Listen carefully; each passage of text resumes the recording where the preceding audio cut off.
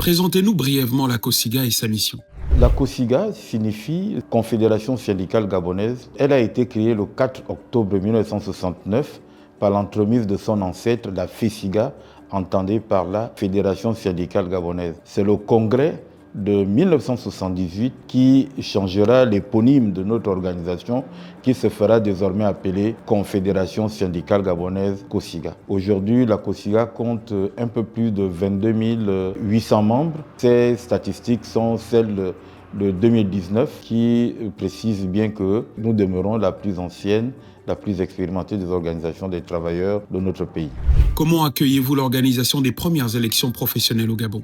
Les élections professionnelles ont été introduites dans le Code du travail gabonais en 1993. Depuis 1994, le Gabon fait des pieds et des mains pour essayer d'organiser des élections professionnelles. On a fait venir des experts de BIT à l'ancien Rapochombo en 1997, ça s'est reproduit en 2000, en 2004, et elles se sont toujours soldées par un échec, car il y a eu toujours un motif qui a bloqué le processus. Et qu'aujourd'hui, avec la Ve République, vous vous êtes rendu compte que le chef de l'État n'a eu de cesse, à tous ses discours à l'endroit des partenaires sociaux, de faire, n'est-ce pas, de l'organisation des élections professionnelles un cheval de bataille parce qu'un élément essentiel de gouvernance qu'il doit mettre en place. C'est inéluctablement avec cœur joie que la Confédération syndicale gabonaise, la plus ancienne des organisations, a accueilli, n'est-ce pas, cette organisation, nonobstant les quelques manquements que l'on peut rattacher à l'œuvre humaine. Toujours est-il que la COSIGA est fin prêt.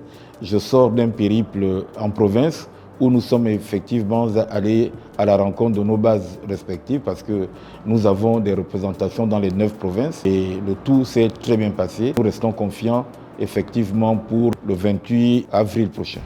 En quoi ces élections représentent-elles une avancée pour la représentation des travailleurs ? Les élections professionnelles, n'est-ce pas, apparaissent comme un outil de gouvernance. Pour élucider ma position, je prendrai un exemple simple. Le gouvernement gabonais a fait des pieds et des mains pour mettre un peu plus de 260 millions à la disposition des organisations des travailleurs afin de financer, d'une part, la formation, d'autre part, la participation, n'est-ce pas, à la conférence internationale du travail. Voyez-vous que la clé de répartition qui est utilisée n'obéit à aucune logique et que désormais, ce sont les seules organisations représentatives qui prendront part à cette clé de répartition. Autrement dit, l'organisation des élections professionnelles va permettre, n'est-ce pas, aux décideurs d'avoir des interlocuteurs indiqués par la base pour parler en leur nom. Cette élection professionnelle va apparaître désormais comme le baromètre de la qualité d'interlocuteur valable et digne pour le gouvernement et les décideurs. Quel message adressez-vous aux travailleurs à l'approche du vote ?